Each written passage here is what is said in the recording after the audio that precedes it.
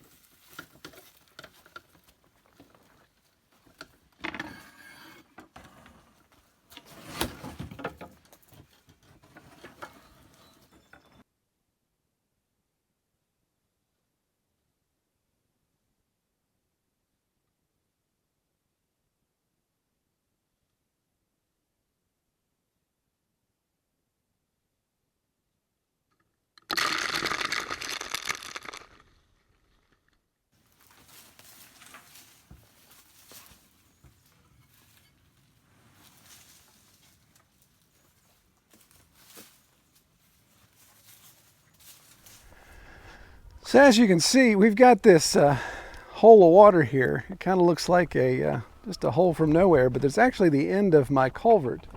There's a culvert pipe right there. Creek comes down and then of course drains right through there. And this is silted into the point. I got down there with a shovel and dug it out, and so it's a nice little hole of water there that chickens love, because there's not just sand and gravel, there's a little bit of biomass, there's all kinds of stuff in there that have come down from the watershed. They love digging through that. They're finding worms and all kinds of things. So they're thoroughly enjoying that. So that's not only a place to keep them occupied, but can give them some water. They love, right now they're dust bathing with all this dry earth we finally have. And then of course down here put in our standard bell water, just in case our hole of water dries up and I don't see it in time, then this allows them to have some water here. So we got some redundancy. That's just using my firewood rack, wrought iron firewood rack with a Homer bucket draining into our bell water. So that allows that to be portable and obviously self-standing, so I don't have to make any type of structure for it to hang from. We also have our electric poultry netting. This is the 167-foot length. Started at each corner and stretched it as tight as I could. And of course the issue when you don't tie them together and you stretch them, and this pole really wants to bend over.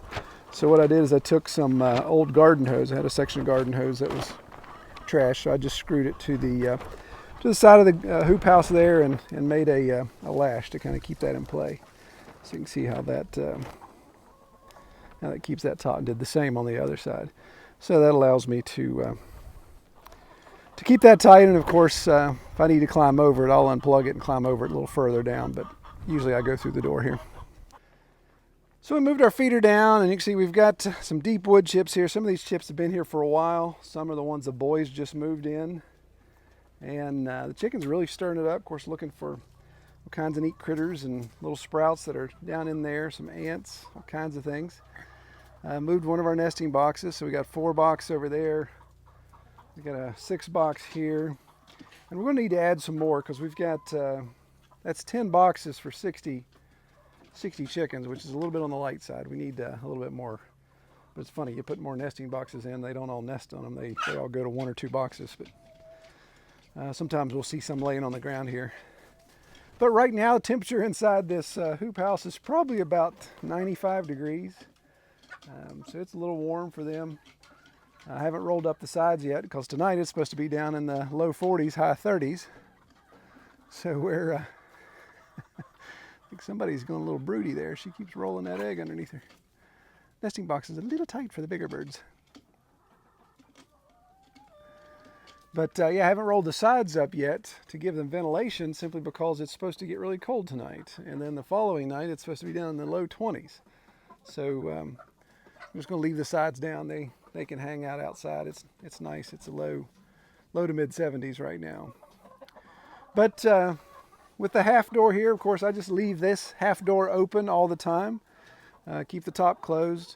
The only reason I keep the top closed is kind of discourage owls or anything from flying in at night. I don't know if they would still try to swoop in if they figure it out, but I haven't had that issue yet. Of course, the electric poultry netting keeps the predators out. So you don't have to worry about raccoon and those things coming in. So keeping this Dutch door open, step through here real quick. I just have that wired to the side of the wall there so the wind doesn't catch it. Of course, that allows the chickens easy access to and from, and they can hang out.